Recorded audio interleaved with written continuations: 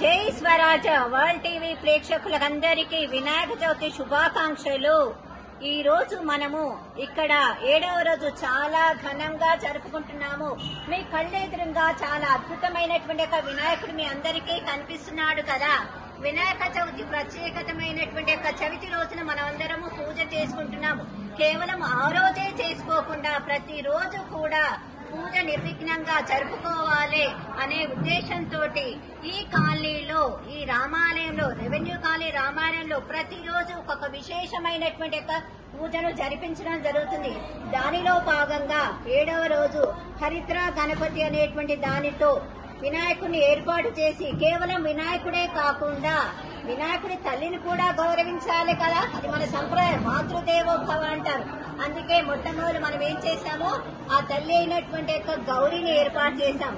తర్వాత మనకు సకలమైనటువంటి సంపదలు ఇచ్చేటువంటి లక్ష్మి కూడా ఉండాలని గౌరీ లక్ష్మిని ఏర్పాటు చేసి చాలా ఘనంగా పూజించుకున్నాం. ఇక మన విగ్రహానికి వచ్చినట్టయితే సహజంగా వినాయకుడు అనగానే వినాయకుడు ఒక్కడే అనేటువంటి భావన ఉంటుంది. కానీ ఇక్కడ మీరు గమనించండి, మొట్టమొదటి ఇక్కడ వినాయకుడికి మనకు కుడి వైపున రాముల వారు కనిపిస్తున్నారు. చాలా అద్భుతంగా కనిపిస్తున్నారు. చూడండి, చిరునవ్వుతో.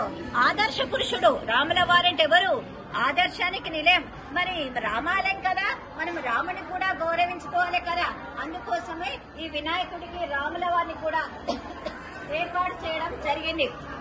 రాముల వారి విగ్రహం చాలా అద్భుతంగా కనుల పండుగగా మనకు కనిపిస్తూ లోకానికంతటికి మేలు చేయాలనేటువంటి భావంతో ఉన్నటువంటి రాముల వారు కనిపిస్తున్నారు. ఇక ఎడమ వైపుగా మనము చూసినట్టయితే చాలా అద్భుతంగా కనిపిస్తున్నది. మనకు ఇక్కడ ఇంకొక విగ్రహం కనిపిస్తున్నది. వారెవరు? అయ్యప్ప స్వామి శివకేశవ స్వరూపులుగా, శివకేశవ సంతానంగా అయ్యప్ప స్వామిని మనకు కనిపిస్తున్నారు. వారు చూడండి, అయ్యప్ప స్వామి దీక్షలు కూడా పడతారు. మనకందరికీ తెలుసు. ఆ దీక్షల్లో మనకు చక్కగా ఏం చేస్తారు, మండలం రోజులు లేకుంటే 15 రోజులు దీక్ష తీసుకుంటారు. ఆ దీక్షలో భాగంగా ప్రతిరోజు పూజలు చేస్తారు. ప్రతి ఒక్క పూజ వెనుక అర్థం, పరమార్థం ఉంది. ఏమిటంటే శారీరకమైన ఆరోగ్యం ప్రధానం. ముందే చెప్పాను కదా, ఆరోగ్యమే మహాభాగ్యం. కాబట్టి ఆరోగ్యంగా ఉండడానికి ఉదయమే లేచి పూజలు చేస్తాం మనం సుబ్రహ్మణ్య స్వామికి. ఆ తర్వాత మనకు అక్కడ కనిపించే అయ్యప్ప కింద సుబ్రహ్మణ్య స్వామి. వినాయకుడు మనకు స్వామివారు చెప్పారు, వారికి ఒడుగు సమయంలో వినాయకుడికి ఏం చేశారు, ఏంటి నాగస్వరూపాన్ని కుట్టి వేశారు. నాగదండాన్ని దానిగా చేశారు.